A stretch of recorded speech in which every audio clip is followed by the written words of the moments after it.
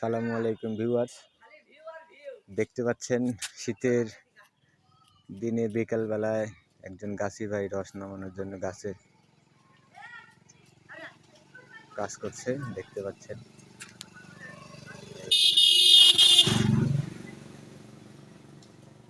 এইরকম করে খেজুরের রস, তারপর খেজুরের গুড় বের হয়। দেখতে পাচ্ছেন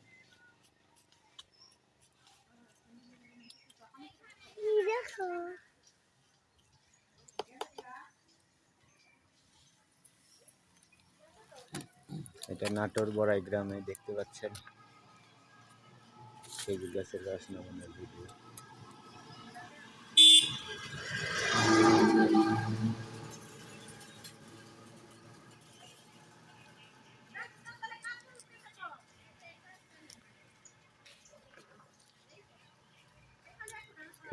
খেজুরের রসে কি তুমি গুড় বানানোর সময় চিনি দাও